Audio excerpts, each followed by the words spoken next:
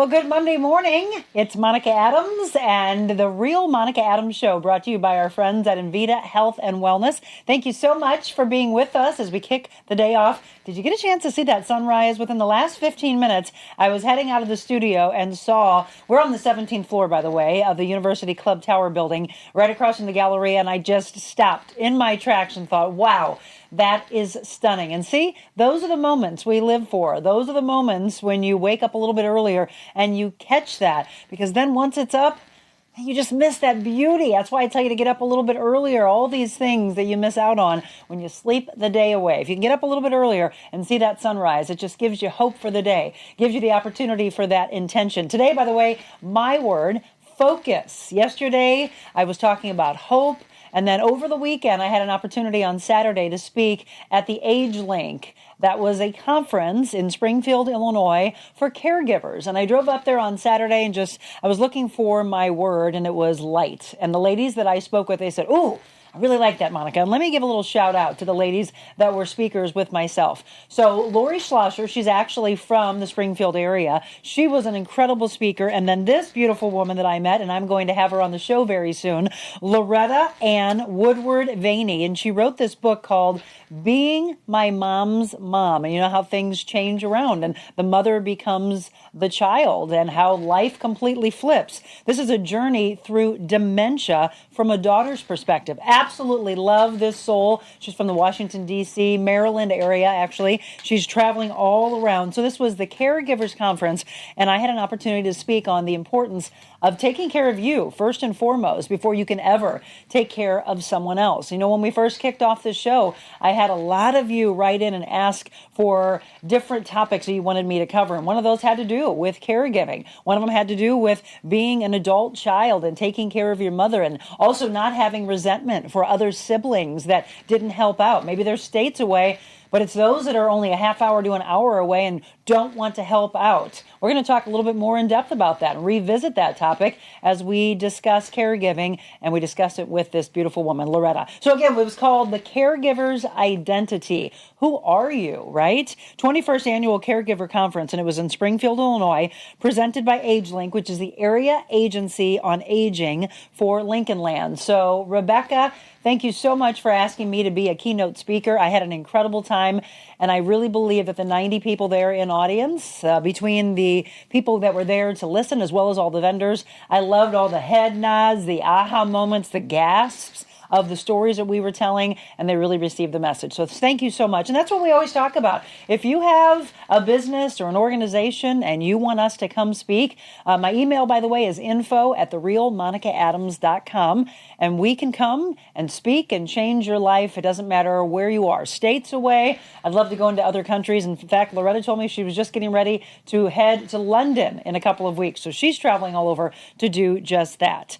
We have an incredible show today. It's about forgiveness. Now, you may remember this story.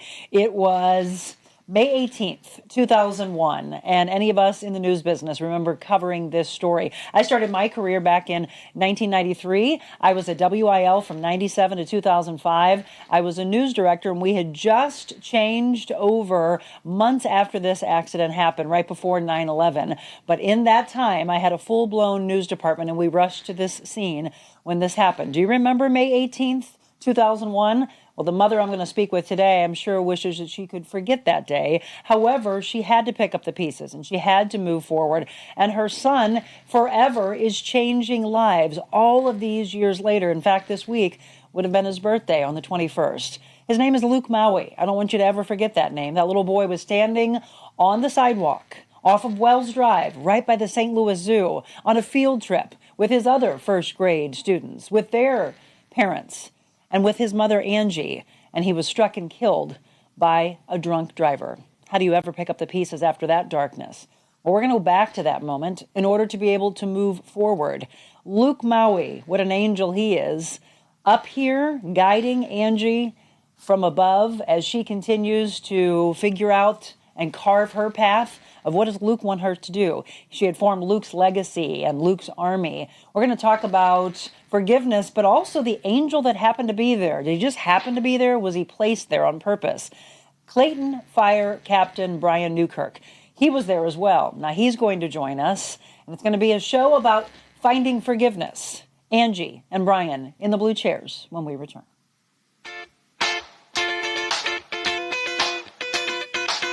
Envita Health and Wellness, where you can feel your best both inside and out. Envita isn't your typical med spa. They're a multi-specialty medical spa and wellness center serving St. Louis and its surrounding areas. They have ketamine for mental health and pain, IV therapy, medical weight loss, and aesthetics treatments.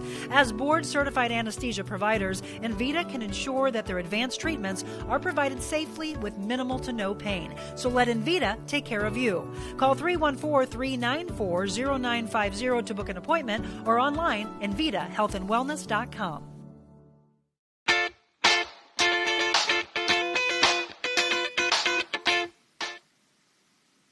And welcome back. It is 7:06. We are in the Envita Health and Wellness Studios. Thank you so much for tuning in. I'll be keeping an eye to your comments today. You're probably going to be saying, Angie, we love you. Wow, Angie, you're so strong. Brian, what an angel you were to be there to assist and help out on the scene. Again, any of you that remember this story, we all covered it, and you would have thought, how in the world can a mother ever pick up again? How can you ever find your way to forgiveness? That's what we're going to talk about. And I want you to understand that there are aspects of your life that as you move through, you figure, how can I ever continue in my life? What is my purpose now? I've asked that question to so many of my clients that I personal train and do life coaching with. And a lot of people are stuck in trauma from the past. And how do you ever move forward? Well, we're going to find out because a woman had to do just that. If you are just tuning in, we're talking about May 18th, 2001, St. Louis Zoo. You remember this story? The young boy, Luke Maue, that was struck and killed by a drunk driver, and so many aspects of what has happened since that day. But I want you to know who Luke was, and so that's where we're going to start. Angie Maue, the mother of Luke, is here with us, as well as Brian Newkirk. First of all, thank you both for coming in early. And I just saw Angie, actually, she was a beautiful soul that helped Freya, the baby that we've been talking about for a while now. There was a beautiful fundraiser that was held in St. Charles County, so thank you for putting that on. You're welcome. And it was successful. $10,650. Yeah, very successful. Yes. And we're going to continue to do as much as we possibly can. So, Angie, we're going to talk about that day. But before we talk about that day, can you tell me, who was Luke? I want to know who that little young, beautiful boy was before that day. He was the best big brother to his little sister and his little brother. He loved life. He was very shy. He didn't like attention brought to himself. But he was an old soul. He loved life. He loved his classmates. I remember, I think the year before, or maybe the year he did pass. No, it was before. His best friend, there was a school auction. This is Luke. It was a school auction. There was a big, beautiful blue bike there that he really, really wanted. But his best friend wanted it too. And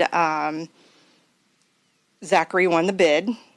And he was so excited that his friend got that bike. Even though he wanted it, he was so excited. So he went in front of him and he was like, move out of the way, bike coming through, move out of the way, bike coming through. That was just him. He wasn't upset often, but he was very sensitive. Mm-hmm. He was very sensitive. Like I said, he loved his little brother and his little sister, and he was always caring about them. And he loved his classmates. With his friends, with Zachary, mm-hmm. I don't know. He was a neat kid. He was just an awesome kid. He was so excited that day to go to the zoo that Mom got to go, because we didn't think I was going to be able to go because of babysitting for his little brother and his sister. But so he was so thrilled. He kept telling his teacher every day, my mom gets to come. My mom gets to come. Oh, so you two were very close. We were. He was my firstborn. So yeah, And you have two other children. Yes. So 3 total. Yeah. And was he an athlete?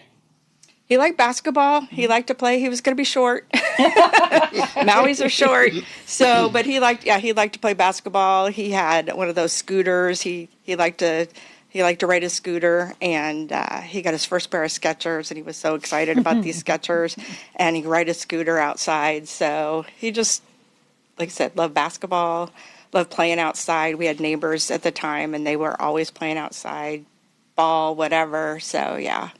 He was a little boy. He was a little boy. And an old soul, as Yes, Angie yes. said. If you're just tuning in, this is Angie Maue, and we're talking about her son, Luke. I want to know who he was. I want to remember that life because it was taken way too soon. We're going to talk about that particular day. But again, he might have been short in stature, but look at the giant he's become. Oh, absolutely. We thought he would be a pastor, maybe. I was just going to ask you, did you ever ask him what he wanted to be when he was growing up?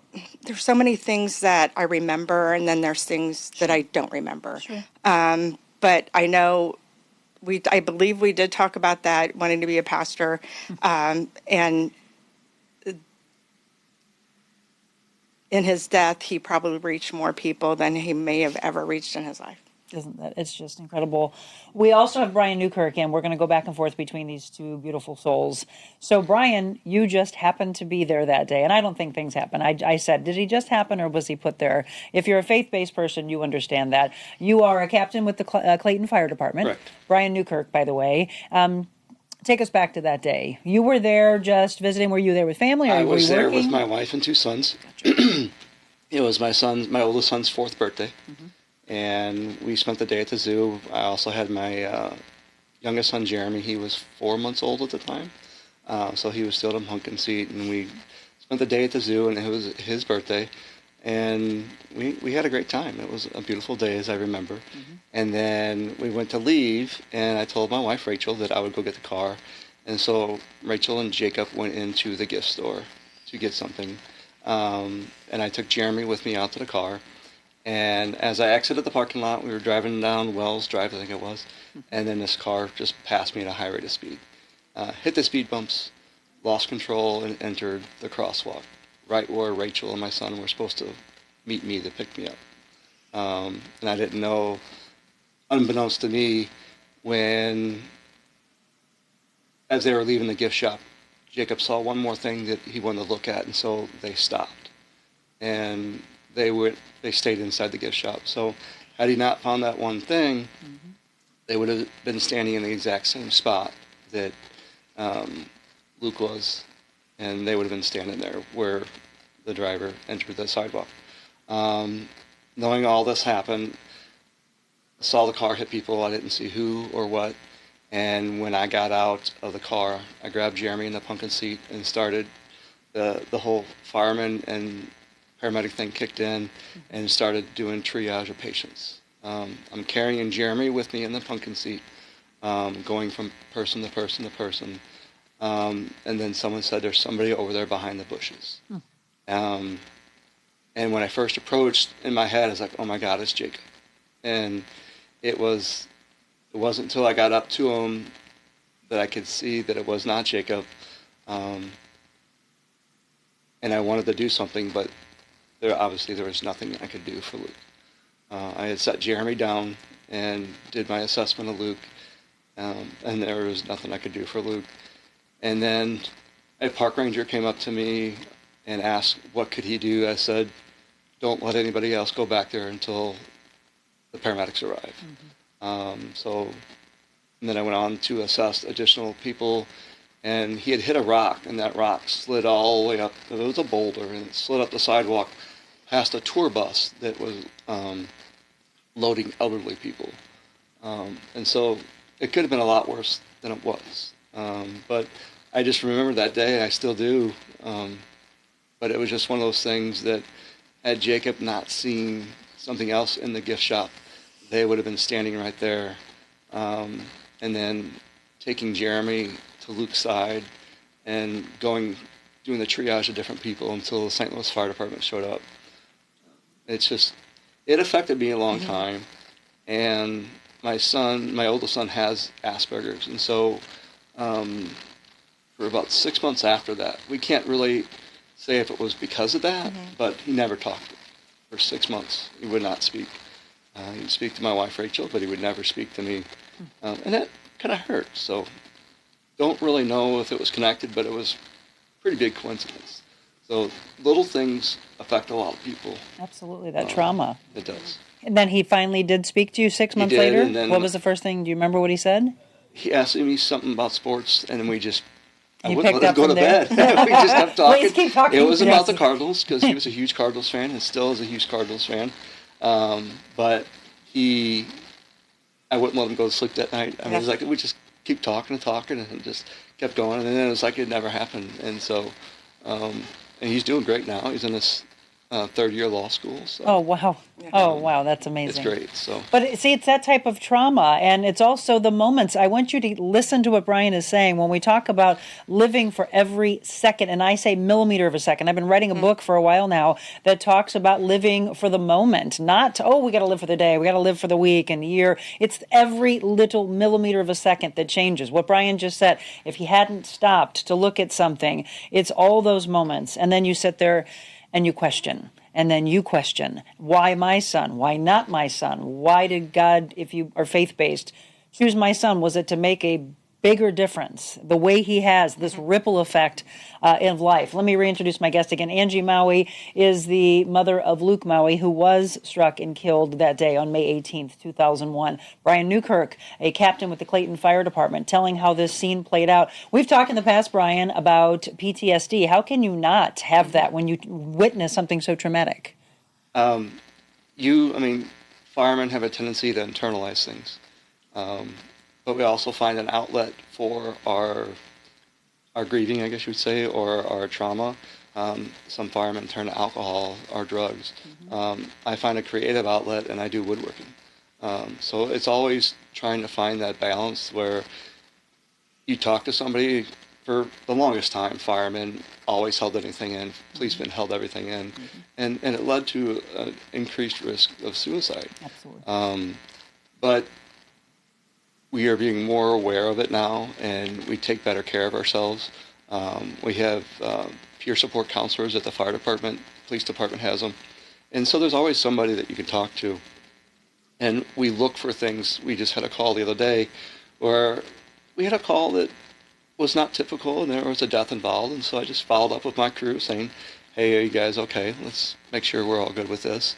And it's just, we see that day in and day out.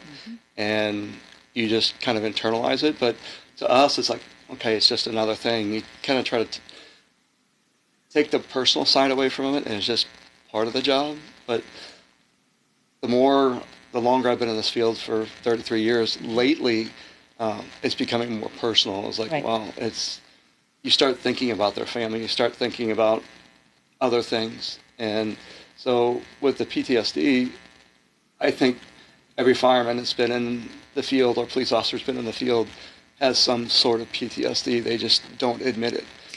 And some people know how to deal with it, and some people know how to deal with it, and some people don't. And those that don't know how to deal with it and don't ask for help, those are the ones we worry about. We worry about it, and I just pointed behind me because, as you just said, 33 years, that man will have 35 years as a lieutenant with the St. Louis County Police, and I always ask, and it's all you really can do. I'm sure your wife does the same, is to always, are you sure you're okay? Yeah, I'm okay. You guys are taught, you're trained to be that, you're a man also, so you're taught now to show emotions. I feel it's very, very dangerous, and you just mentioned the things that people turn to, either during or after they retire. So I'm going to ask that God bless you as you retire, and that you continue to talk to your wife and you tell her these things. I mean, that's why you have that support system. But alcohol, drugs, suicide, addictions to the nth degree, divorces, those are all the things that we see statistically happen by these heroes. So we're trying to shine the light on the heroes and the fact that he happened to be there that day and how that whole thing played out. I'm going to take a break. We're going to go back to that day. We're going to talk with Angie and just try to go to that day to move beyond that day. How do you do that? And that's what we're discussing. So when we have these incredible guests, and we have for months now, I want you to see whatever it is playing out in your life, whatever darkness you're in, to be able to find your way out. She had to continue to live. Not that she wanted to. How do you live without your son? She has 2 other children, though, she's got to pick up and take care of. She's got to take care of herself first and foremost. So all those things. We'll have more with Angie and Brian when we return.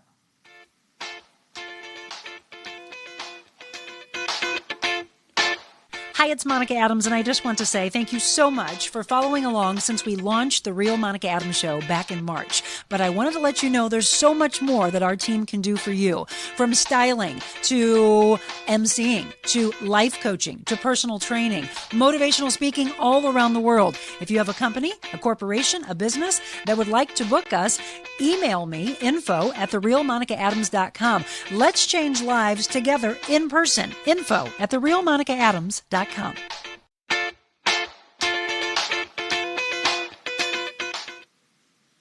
Welcome back. It is 7:20, and you're tuned in to the Real Monica Adams Show. We're talking with Angie Maue, and you all probably remember this story. Angie is the mother of Luke Maue, who was 7 years old when his life was taken way too short by a drunk driver. That drunk driver, by the way, is still in prison? No, he's been out since March of 2016.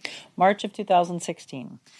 Okay, so there's Luke, by the way. We were talking about him enjoying basketball. There's that picture with him holding the ball. St. Louis Zoo. So yes, Brian was mentioning it. It was, in fact, Wells Drive when that drunk driver, and I'm not going to say the name because why? I mean, if you look in any of the news stories, you'll read the name of the person that took his life, but why even give any kind of notoriety to the name?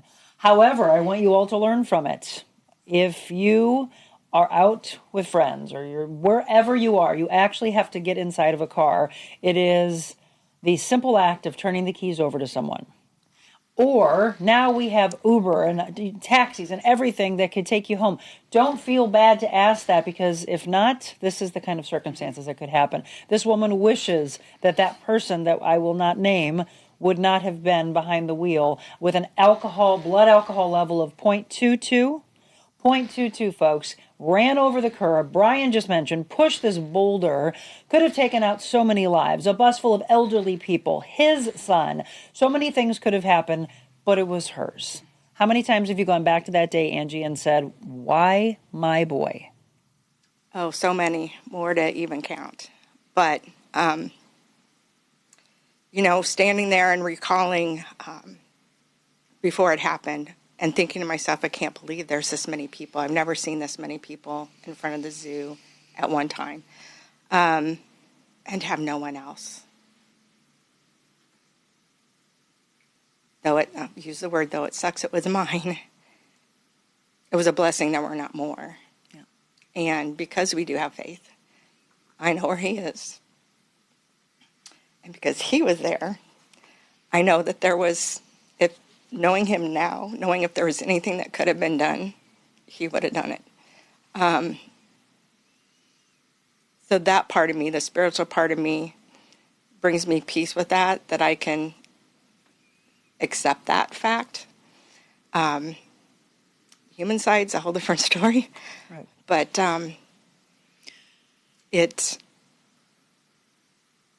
there's no words, really. What time of day was this? 1:30 in the afternoon.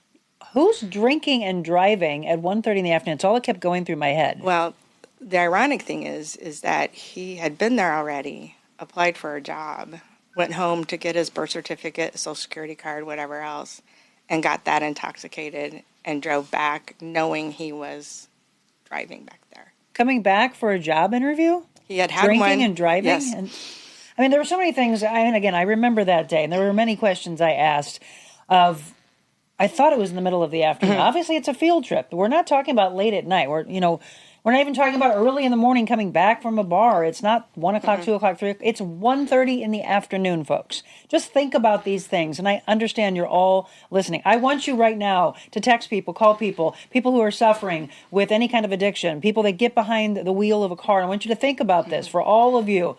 We've all been there. We've had drinks and we're stupid and you're like, oh, I made it home. Never again. I don't want you after this point ever again, because this is the circumstances that happen when you make that type of a choice. 0.22 blood alcohol level at 1:30 in the afternoon, coming back for a job interview. All those things that play out. I mean, it's absolutely ridiculous. You are leaving after a beautiful day with Luke and his classmates. So you're there. And how excited Luke was that his mom was there. His classmates and his classmates' parents. Right.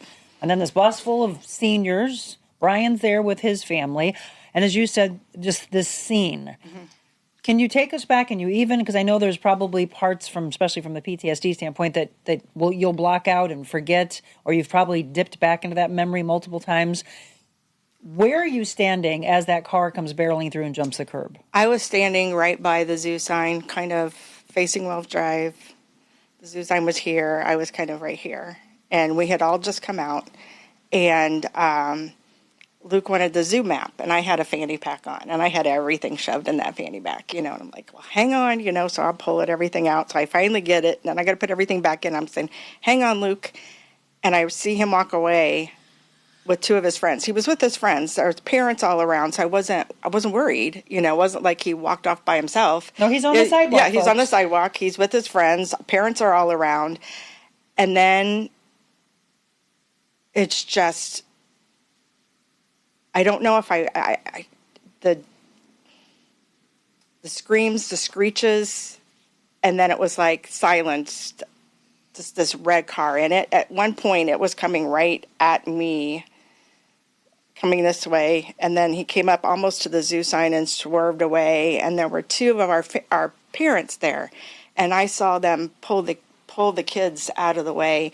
And it's one of those scenes, have you ever seen maybe an accident almost happen and almost look like they passed right through each other? It's like, how did they not hit? Right. That's what I saw.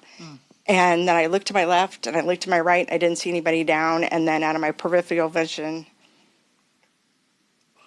people were running. And I followed. And they were up by his top part of his body. But I saw the shoes and socks because he wasn't GQ.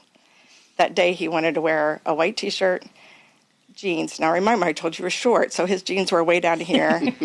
Gray knee socks. He had gray socks on. And he had those tennis shoes, those Skechers tennis shoes. And when I saw that. What goes through your head at that point?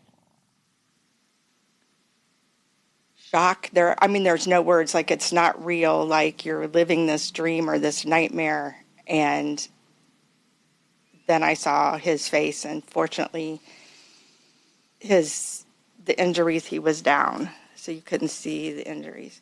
Eyes open. And your son's gone. Never again a moment with him. And you go through so many levels of emotions immediately, but then days after, months over. So the people that are watching are going to say, how do you ever forgive? That day, there was 2 first grade classes. That day, the other first grade teacher was pregnant. Her husband, who was a pastor, studying to be a pastor, was there. And my best friend Casey just grabbed this guy. She said, you need to pray right now. You need to pray. And so we prayed for forgiveness right there. Immediately? We didn't know. We didn't know what it was. Because at the time, you didn't know it was a drunk driver. Mm-hmm. It was like, is it a medical emergency? Did they have a heart? You didn't know. It wasn't until the next morning when the investigating officer called my pastor and told him that I was a drunk driver. We didn't know that at the time.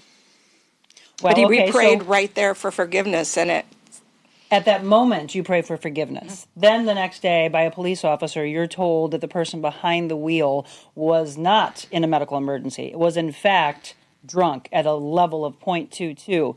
Then what goes through your mind? Oh, then the anger comes. Yes. Then, the anger. Yeah, the anger comes, and then it's the disbelief, the senselessness, the 100% preventability of that. How did that happen there? Just a gamut of things. And like I mentioned before, there's so many things I remember, but then there's so many things I don't remember because I think I was just in survival mode at that time. So, sorry.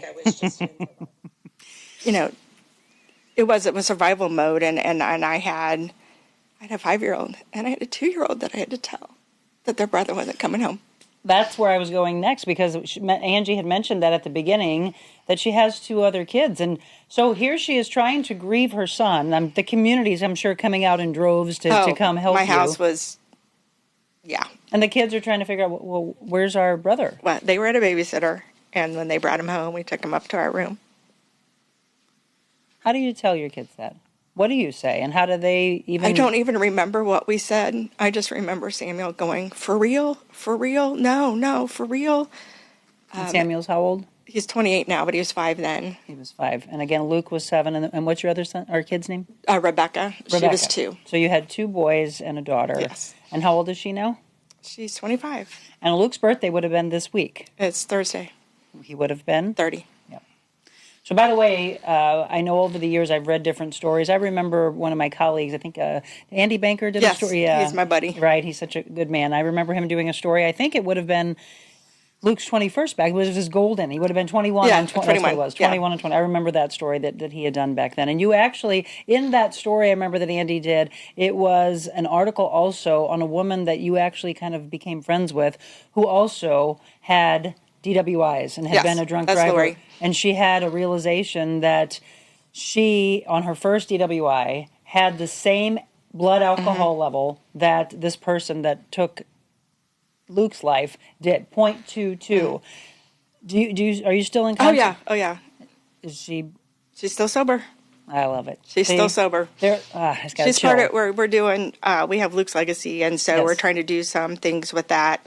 And she's spearheading a lot of things for us because she's a stay-at-home mom. So we right now we're doing we used to do a lot of sobriety checkpoints for the police officers. We go in support of them, bring them food, coffee, water, just be there to support them while they're doing the checkpoints. Well, they're something to do with the budget or whatever. They're not doing them anymore, but they are doing like saturation Saturdays and stuff like that. So we're sending them food to have while they're doing that. And then during the Festival of the Hills and I think the upcoming Oktoberfest, we're taking meals and drinks and sodas and chips and sandwiches or whatever up to them for their different shifts.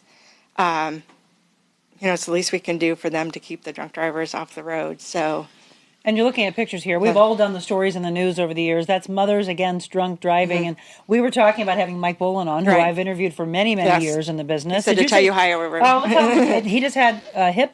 Yeah, he fell and broke his hip, so he had a hip replacement. So he's rehabbing right now. Well, healing energy to you, Mike. But we're glad to have Brian in with us. Yes, so we see these stories.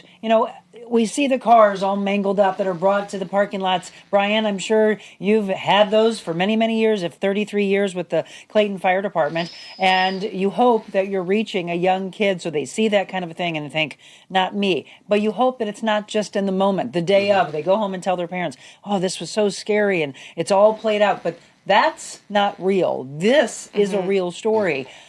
I'm sure you have stories over the 33 years. Do you have people come back and thank you and say, that hit me and I never wanted to get behind the wheel? Unfortunately, no. Yeah, see, I was hoping you would give me one. I mean, that's the problem. Typically, it's the innocent person that gets hurt the worst. We see it all too often where the drunk driver's in a bubble and I don't know if it's just they're so relaxed and they don't get injured.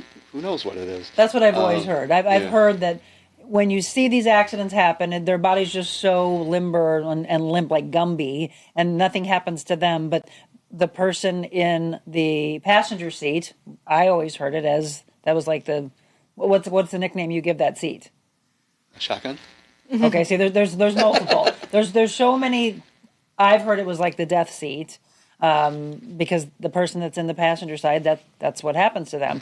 I mean, I've been in multiple accidents and one in the last couple of years where the person was drinking. And I just sit there and go, why? Why would you do it? Why there's so many resources now and there's so many options out there now.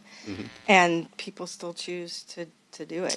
There are now, but let's go back to anybody growing up. I think of generations ago where, no, we might not have had Uber or Lyft, but there were taxis, or it's the simple act, and I don't know why you're all so stubborn, but I'm going to say we can't, I'm not going to say I haven't been there.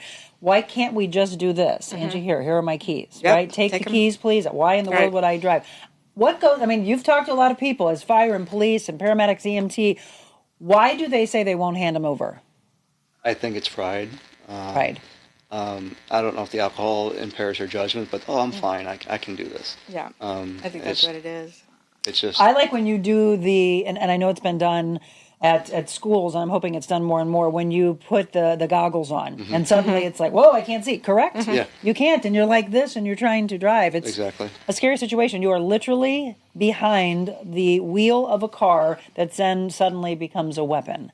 And that's what's happening. And, the two of you are here today. I'm going to look at some of the comments. The two of you are here today to try to change lives. Luke has been doing just that. And as you had said, I've read so many stories that have been done on you, and it's always, I guess maybe he needed to change the world on a grander scale. And that's all you can really do, right? In your head and mind, is in your heart and your spirit, to say, otherwise, how would you move forward? I think for me, two things. And I came to the realization. I was doing an interview with Megan Lynch, sitting at my kitchen table. I received a gift that day. I didn't get the proverbial knock on the door. I know less steps, less moments, less words, less everything. So I don't live with those questions. Does that help the healing process? I haven't lived the other way. I've lived this way. I believe that helped me through the healing process because I don't have any questions. Yeah. I know I have a friend who I met through MAD, whose son was killed, and we have lost track through the years, but I know up until the few years that we were in contact, she still had not gone to the cemetery. She had to go through shock treatment, all different things, because she just couldn't stop imagining what her son went through, what he went through, the last moments of last. She had all those questions, and I don't. That brings you some solace? I think so. And I think it's that part brought me some solace because I know the last everything, so I don't have any questions whether, what was he doing? You know what I'm saying? What was he doing? Whose car was he in, or whatever? I get that. Do you know Georgie Bush? We have not met. We have conversed on Facebook messaging and stuff like that, but Georgie and I have never met in person, but I know about Amber, her daughter. Georgie's one of my dearest friends. I went on the news that day, and, I'm tearing up several times as Angie's sitting here talking and Brian's talking. These are things that we weren't able to do in the news. You've watched this show. I say that all the time. It's why it's called The Real Monica Adams, Brian, is because... And it's also a form of PTSD. 30 years in the business, and then you're going back to all of these stories. I'll never forget the one where a child was drugged behind a car, and I was on the scene before any officer was. And I never will forget that. I'm like, this is a child. And if I was on the scene there, I would have been, if she wasn't there, I would have thought, there's a mother somewhere. She wasn't with her kid. And how are you going to even be able to say this and tell them that? Well, that particular day at 2 o'clock in the morning, I had a phone call from Georgie. I just thought, oh my gosh, they're all together at a party, and they're making fun of me having to get up at 2 o'clock to go to work, right? And I looked at the phone, I'm like, I got to get in the shower. So I didn't take it. Took the shower, got out, listened to the call, and dropped to my knees and cried, and listened to it 20 times before I recovered to think, did she seriously just say that her daughter's dead? Who was 23. Her name was Amber. She was a beautiful soul. She had so much, just like Luke, ahead of them. They should have been able to live this life and not been taken by a drunk driver. For you, you knew the person. That person went to prison. For Georgie, she's never known. That's crazy. And let me ask you this, because I've asked her. This is, again, Georgie's one of my dearest friends. Amber used to come and babysit. I say babysit my dogs. She was my dog sitter. She was amazing. And it still plays out of, how is that possible? How is that even remotely possible? But you just said, Angie, that you were able to get at least some answers there because you knew. For her, she had to get that call. Right?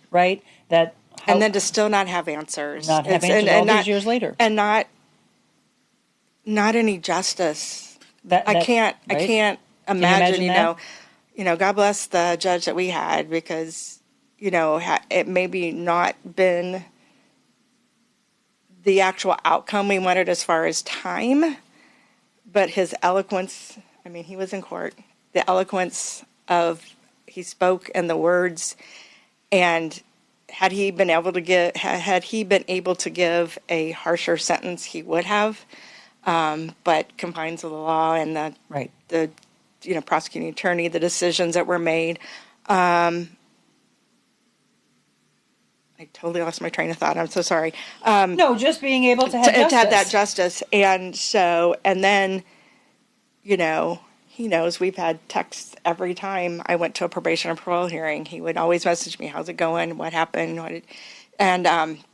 So going and continuing justice. And the very last day that they could have kept him in the correctional system, he stayed till. He was denied every time, and he stayed to the very last day that he could stay. What was the sentencing that day? He was 15 years. 15. So he served the full 15 years. He was on probation for another crime that had happened in March 2020 or 2000, and so in the county, that judge revoked that probation. So the first 5 years, everything goes back to March of 2000, he served out his probation time sentence from that, and then he started ours. So total, if you go from 2000 and then to 2016, he served the 16. And then he had 4 years where he had to report to a probation and parole officer. And had he messed up in any of that time, he would go back to prison. We're talking about the life of a beautiful soul, Luke Maue, taken on May 18th, 2001. Angie is Luke's mom. Brian Newkirk, again, captain with the Clayton Fire Department. I'm going to find out if you've spoken with the person who took his life.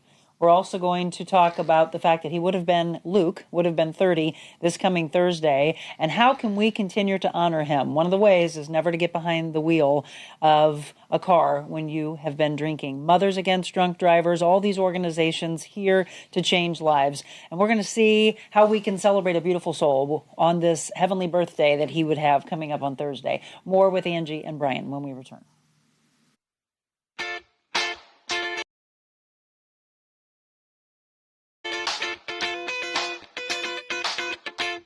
It's the icing on the cake. The final brush stroke. The finishing touches make all the difference in your home, too.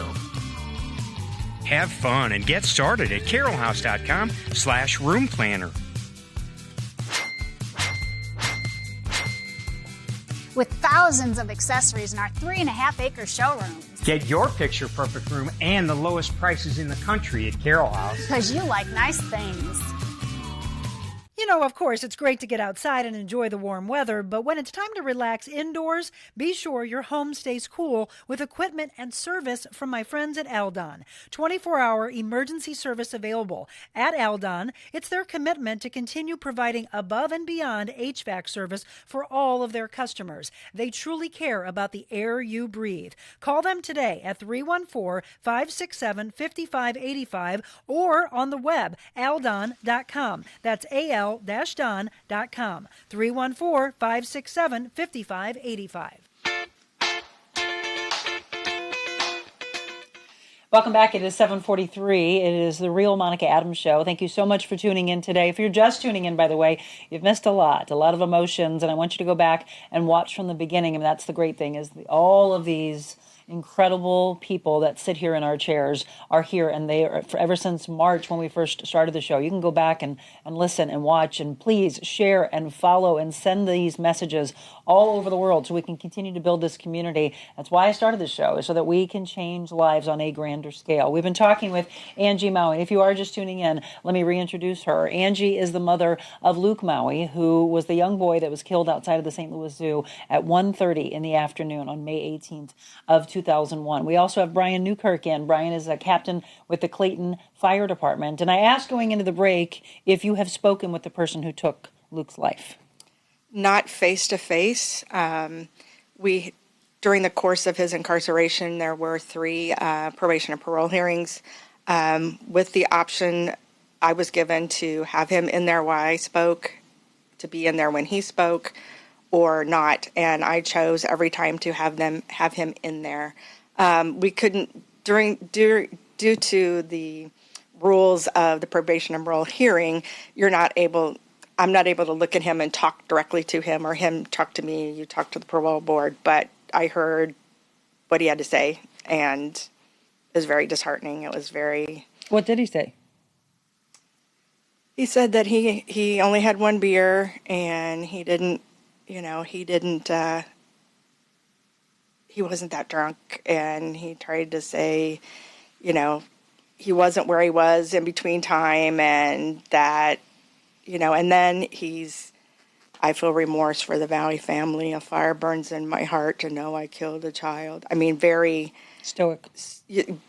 Stoic, but like practice a performance. It never really felt that he was truly sorry. It was like he was sorry he got caught. He was sorry he was there. But just the denial of everything, even though, they have paperwork in front of him. But when he was in front of the board, the denial of a lot of things. But the parole board had notes here, and they interjected every time. Yeah. Well, isn't this what? Isn't this? Isn't right. This? Isn't this? And then but he always tried to backpedal and cover up and not really be truthful, though they had documentation that showed the difference, Sure. So it was just, I just hope that he's gotten out there and he's made a better life, and he's learned from this. That's all. And he takes right? it with him, and doesn't do this to another family. So he's been out for 7 years? Yeah. And I was hoping, again, I have eternal hope that our life and our world will just change and become a better world, and we'll get rid of the hatred and these things that happen. I was hoping that you had heard from him to say, yeah. Brian, you spoke with him. I spoke with him on the day of the accident. As I said earlier, when he started assessing patients, and went up to his car. He was trying to get out of his car. He's like, the one thing I remember him saying was, "Help me get out of here. Help me get out of here." Not get out of the car, but get away. Leave so the we ended scene. up taking the keys to his car. And he wasn't going to run anywhere. We knew that because he was injured himself. But he showed no remorse that day, and from what I understand, he hasn't shown any remorse. It'd be different if it was a heartfelt apology, but as she said, it sounded like a canned apology. Mm-hmm. It was never, "I'm sorry, I feel remorse." Yeah. But that I'm sorry day, I got caught. That's what it sounds like. But he never said, "I'm sorry." It was, "I feel remorse." Those and words. It was all... Those two words, by the way, folks, are very powerful words that so many people can't say in their lives. Mm-hmm. I'm sorry. Extremely powerful words. Let me ask you this, to both of you. If somebody shows him this show, and 7 years after he gets out, but all these years since 2001, if he has actually changed his life, if somehow you got a letter or someone let you know that he wants to say, "I can't believe I took your son's life. I don't know what I was thinking. I have so much regret and remorse, and I did my 15 years, and in the 7 years I've been out, I've changed my life." Would you accept that apology? I've never thought of that. Yeah. Yeah, I would. Well, I'm not going to say your name, but you know who you are. I'm going to ask that someone get this to her. You have to be sorry you took the child's life. You changed the course of this family's forever. You made a mistake. And a lot of you that are watching, you go out. Another great weekend's coming up. You just mentioned Oktoberfest. All these things that they go to on purpose because they know there's a lot of drinking that takes place. And there's a reason why all of these organizations are out there. There's even one, I remember a guy that would come and he would be on his bike, right? And he would fold the bike up and he would put it in the back of your car and then drive you home. What a great service that was. Yeah. It's that and Lyft and Uber and taxis and a friend that's there or designating a sober driver, finding someone who doesn't drink at all those things to allow you to make it home safely and allow this to not happen. So we're talking about how Luke, and we've been looking at pictures. By the way, some of those pictures you mentioned were on the actual day when you sent these to me. Yes. On the actual day of May 18th, 2001. George, if you'll pull those back up again. So you take these pictures, and I'm sure you go back to those pictures and say, look at how happy he was. Look at how, if anything would have changed. We always talk about the moments of if he wouldn't have been standing there.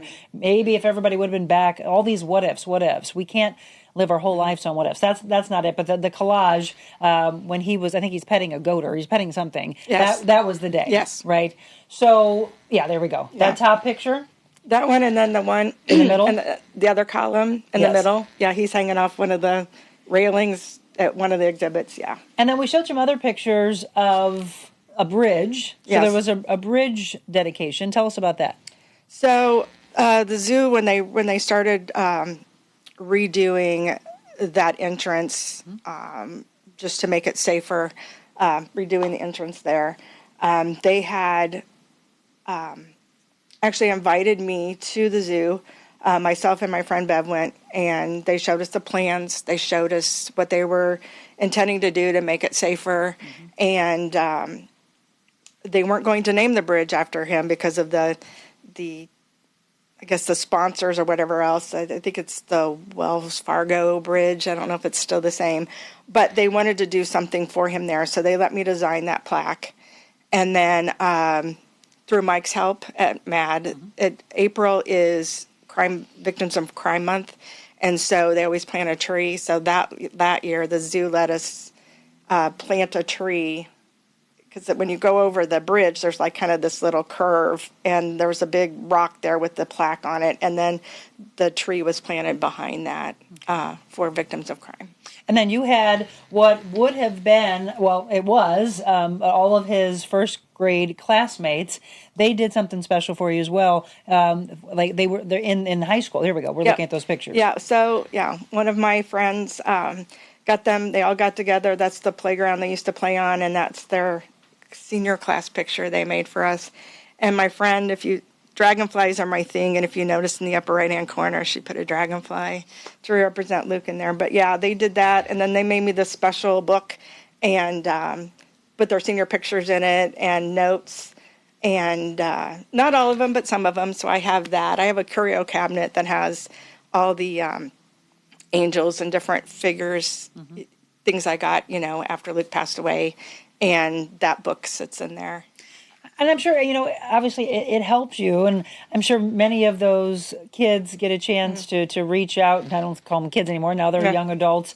They reach out and they're remembering him. What is this picture we're looking at? So there's 100 Women Who Care is an organization across the country. And this is St. Charles County. And they want to help women in nonprofits be able to donate some money to them. So that's Lori, the one that's still sober on the left of Luke's picture, and then me. We went and they invited us back. We won their, I guess you say won. We were chosen to be the charity they wanted to sponsor a few years ago, and they invited us back. And so that was just this April, I guess. And we went back and presented again, and we were awarded it again. So that's what we're using those dollars for. That's the first run that we did. I wanted to do something that families could do together, and it seems like trivia and all other different things, bowling, all involve alcohol. I wanted something to raise money to help MAD that didn't involve alcohol, and so we started doing 5K runs. That's the first year we supported the St. Michael's Day Dash. That's for the backstoppers. And so the next year we did Chad's Coalition with teenage depression and suicide. We formed a team, and both years we won for the most team members and the most dollars raised.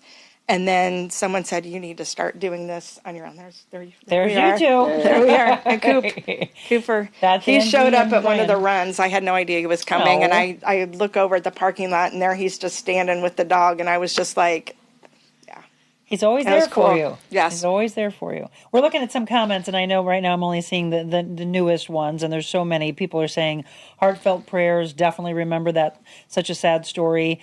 Good morning. So very sad for their loss. I'm so sorry for your pain. I'm holding back my tears. You are such a strong mama. Yesterday our message in church was about forgiveness. Sending comforting healing and prayers to you and your family. So very sorry. Sending prayers of love and support. A lot of these.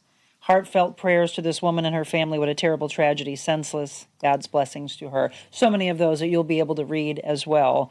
So what will you do on his birthday Thursday? Well, we'll go have peanut butter cup blizzards because that was his favorite. His favorite. I'm taking the day off. I haven't been to the cemetery for a while, so I'm going to go spend some time there, clean up, and maybe take some flowers or do something. But yeah, we do the Dairy Queen on May 18th and September 21st, just celebrate his life and, both times, and have the peanut butter cup blizzards that he loved. But can I say something? Absolutely. So when you're talking about the forgiveness thing, something through my process, I realized that forgiveness is the first step to healing, and then continuing to heal and not harbor and swirl in that anger and bitterness.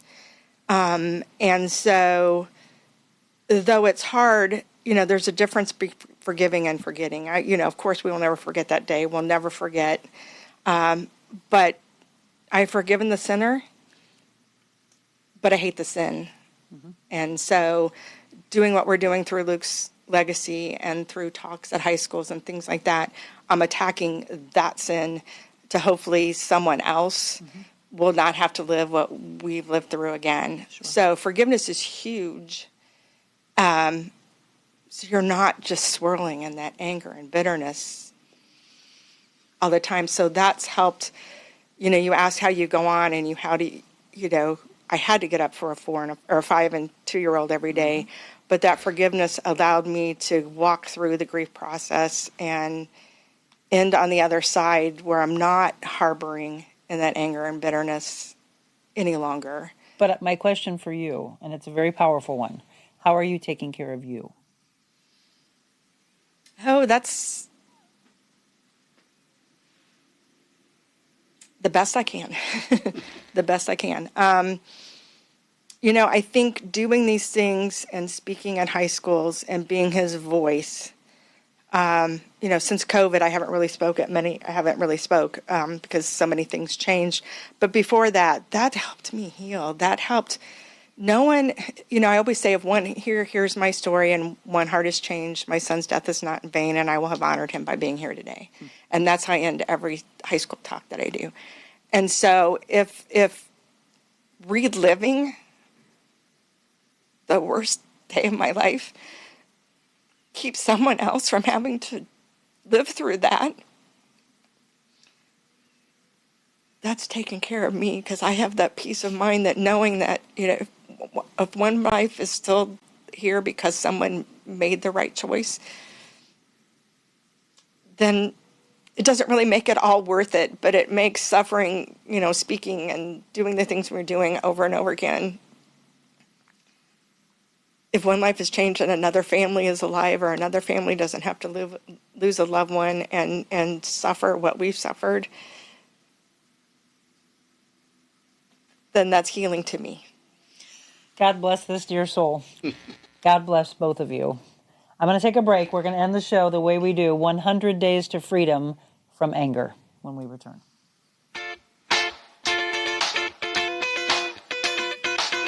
Envita Health and Wellness, where you can feel your best both inside and out. Envita isn't your typical med spa. They're a multi-specialty medical spa and wellness center serving St. Louis and its surrounding areas. They have ketamine for mental health and pain, IV therapy, medical weight loss, and aesthetics treatments. As board-certified anesthesia providers, Envita can ensure that their advanced treatments are provided safely with minimal to no pain. So let Envita take care of you. Call 314-394-0950 to book an appointment, or online, envitahealthandwellness.com.